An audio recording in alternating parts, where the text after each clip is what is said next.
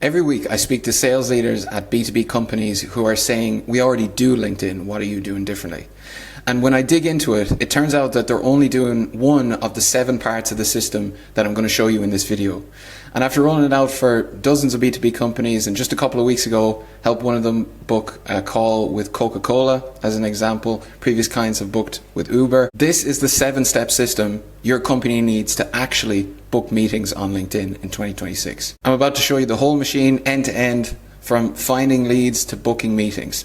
So let's get into it. If you're watching this, you're probably already doing LinkedIn, as in you post here and there, you have someone on your team maybe sending a few connection requests, setting up a campaign in a tool like HeyReach or Walaxy or whatever it is, but they just got those scripts from ChatGPT, and that doesn't work, unfortunately. There's a lot more to it than that.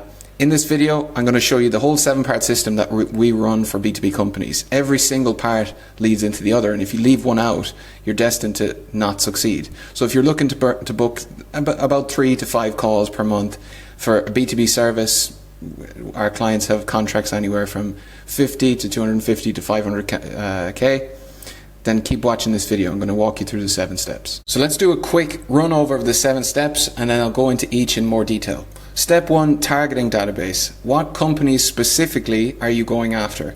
Not just building lists on LinkedIn Sales Navigator. You need to know the list of companies who you're actually going to target. It makes your life so much easier when you're figuring out if this is going to work or targeting the right people. 2 is signals. What are the most important signals that suggest a company is going to be most interested in what you're doing? And then timing your messaging around that.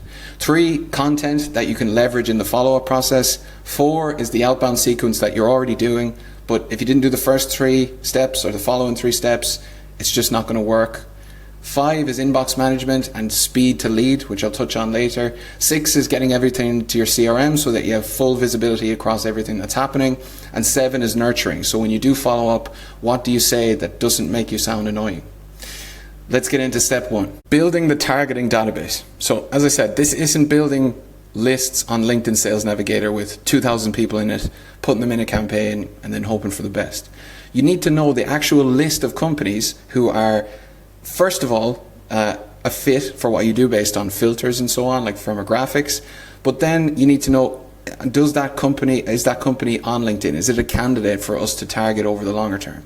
And by the way, when I'm targeting these 3,000 companies, to make this worth it, I want to target top of the market. I want to commit to targeting these 3,000 for 12, 24 months, because I know that the reward on the end is a high multiplication on the effort that I will put into LinkedIn.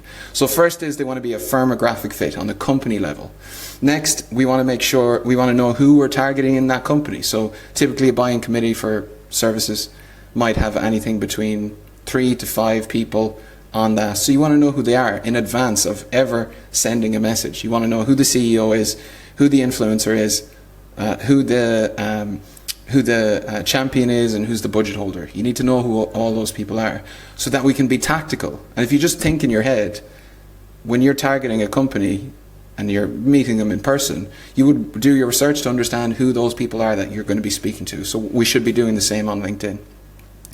And by targeting this way, we can then build a heat map of, we start with probably a higher number of companies, 6,000 or so, and then whittle it down to just the 3,000 who have people in their buying committee quite active on LinkedIn. So I don't mean being an influencer again, but I do mean posting once a month, saying congratulations to people, leaving a few comments, and they have their profile optimized. And it's also a bonus if their company posts on LinkedIn, because that kind of shows that they're invested generally in LinkedIn and someone's helping them through it.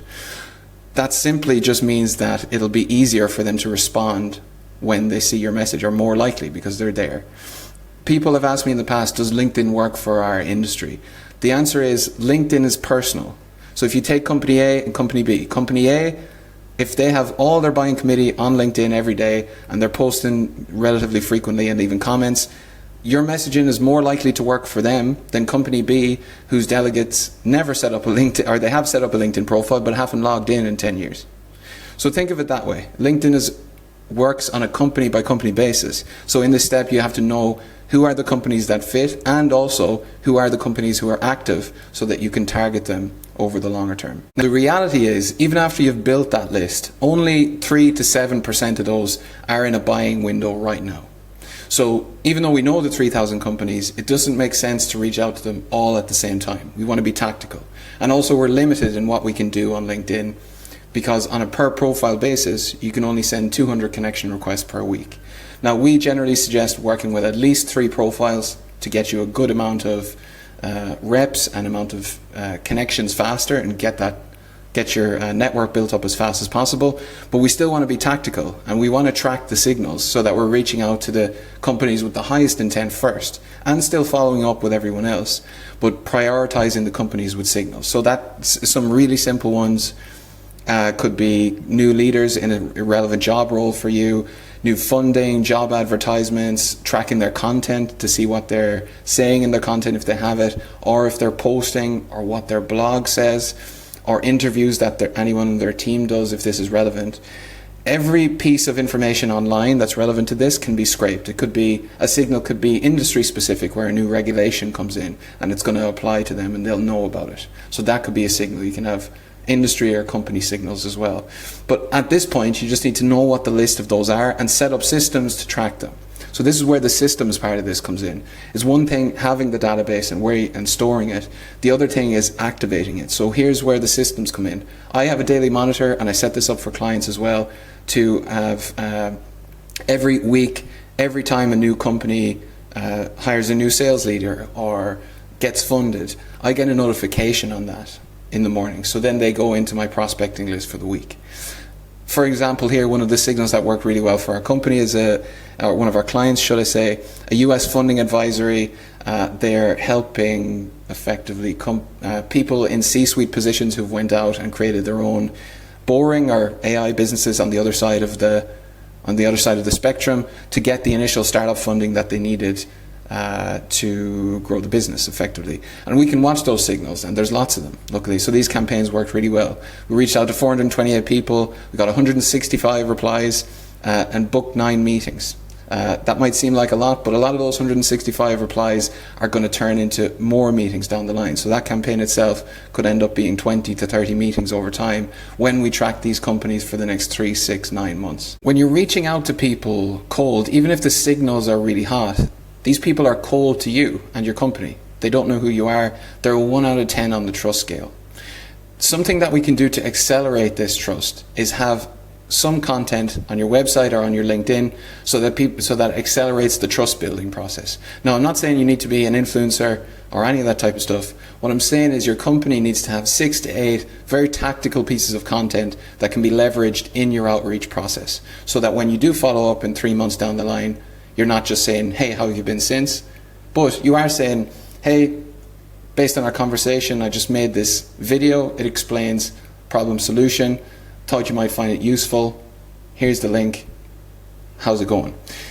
The question is the same, but because you're offering them something, people are a lot more open to it, because you've shown that you've personalized it to them, and it just lubricates the conversation easier and makes it easier for you to maintain a relationship with someone over the longer term. So a couple of examples that I've done here, you're in the middle of one of them. So this video is something that I'm going to be sharing as part of my process as a follow-up, or maybe towards the front, you'll see it on my LinkedIn profile as well, to show my process. So when we reach out to cold to someone, I'll be sharing out with a lead list or a content strategy or something like that. Then people might be thinking, okay, what's this guy talking about? I don't know a lot about LinkedIn, or maybe we're already doing LinkedIn. What does he do differently?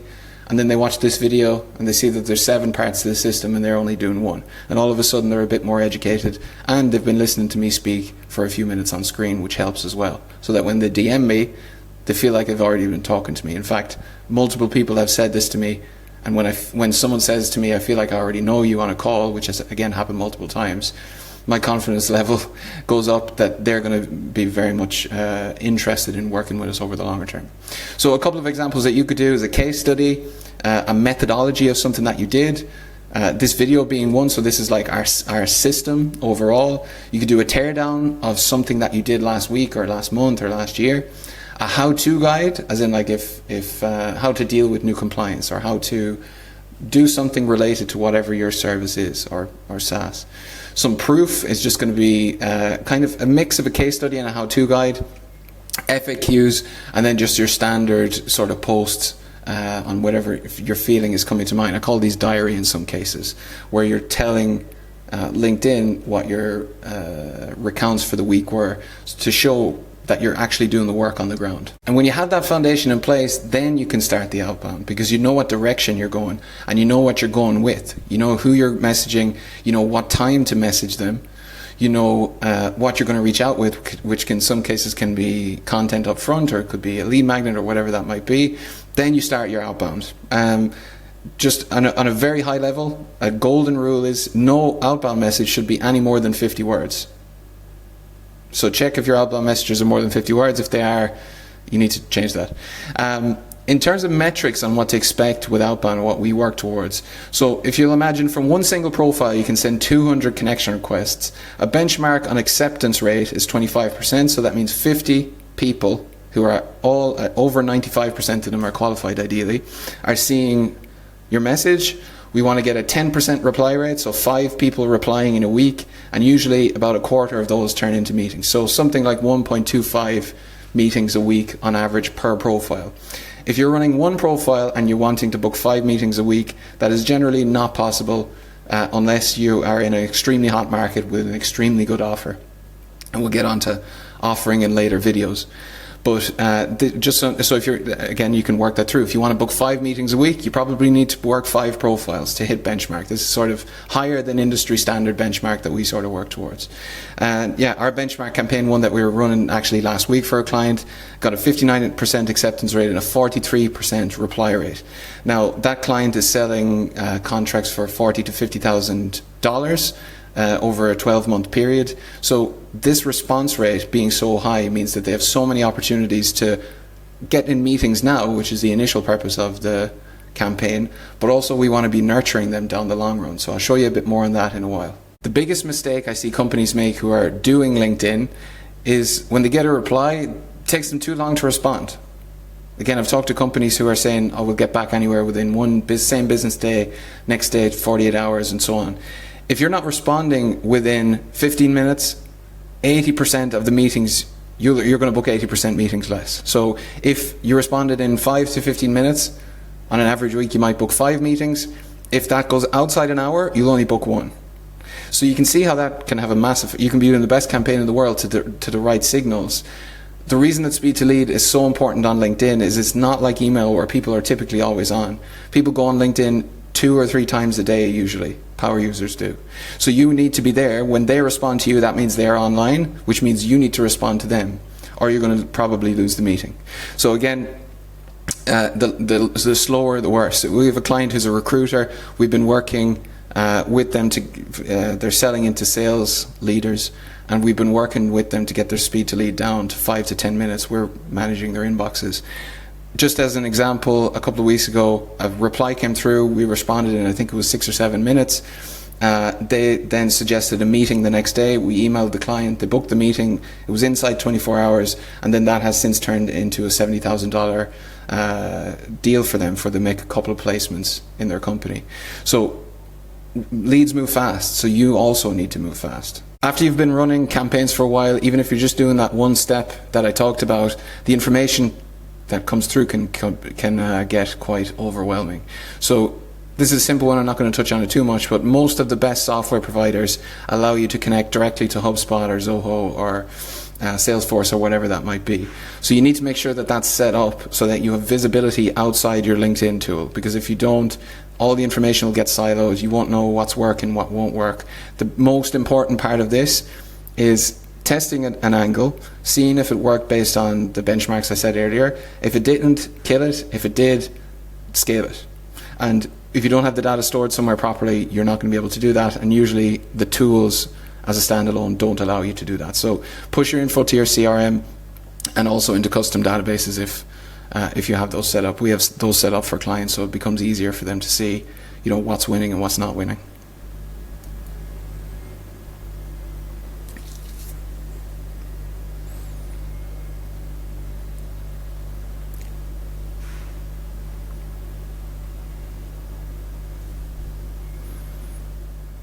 I was speaking to a head of sales a couple of weeks ago, and I told him I was going to show him a couple of the winning campaigns that we're running for clients.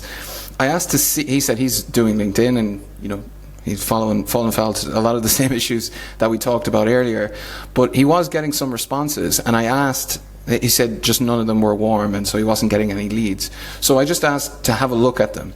I think he had something like 12 responses over the last 7 days when we looked at that, and about 6 of them or 8 of them were not now I'm interested in 3 months, or not now I'm interested in 6 months, or our contract renews in January, or whatever it might be. So for him, he was saying that this is a dead lead, and the reason for that is he just didn't have a long-term nurturing game plan in place or a way to track them. So he wasn't pushing things to his CRM, but I've worked with other companies who push things to their CRM and don't have a process in place for following up. So this is step 7, but we tie back into earlier parts in the process. So step 2 was we want to be tracking signals. So when we get a no, not now from someone, and you should follow me up in 3 months, if in 3 months it happens, they're probably not going to message you back directly. So you want to say, you want to have a reason to follow up. So if they put out a signal at that time and you're tracking it, and you reach out in 3 months, the chances that they reply are extremely high, and extremely high that you will get the meeting, because you're showing that you're organized, you're showing that you're on the ball, and you're showing evidence that you have the solution to the problem that they clearly have based on whatever that signal is. The other one is going to be the content that I talked about earlier. So those 6 to 8 pieces, if you'll imagine you want to send those out systematically every 2 months or so, that's giving you about 12 months of runway of follow-ups, 12 to 18 months depending on how you space it. If you don't have a signal to follow up with, the content opens up another thing that you can follow up with as well. And when you have a couple of them, you can tailor which one you send to the different conversation that you've already had with the person. Another part of nurturing as well is when they say not now, follow me up in 6 months, that remember back in step 1, we know who the other people in the buying committee are for that company. So we want to make sure that over the next 6 months we've got connected and have also had conversations with all of these people, so that when 6 months comes around and they have the signal that shows up, it could be a new job, whatever it might be, funding, we want to be there, and we want to have 4 gateways to reopen the conversation with. And it's much more likely that you'll get the meeting. So it's way easier. Cold is the hardest way to book meetings, but by starting the conversation cold at the start of this process and following up over 12, 24 months, the reply rates when you re-follow up or re-engage are through the roof compared to what cold is. And that's when you really start to win. So if you want to make a go of LinkedIn for real, you have to do this over the long term and implement all of these 7 steps. So that's our whole system. That's all 7 steps. Now, if you've just been doing one, and you're not getting results, now you know why. The next video in this line is going to start by showing you in detail how to set up the targeting database for your company, how to scrape the leads, how to how to build a heat map of companies who LinkedIn will work on, let's say, so that you know exactly who you're going after. So yeah, in the next video, let's have a look at that.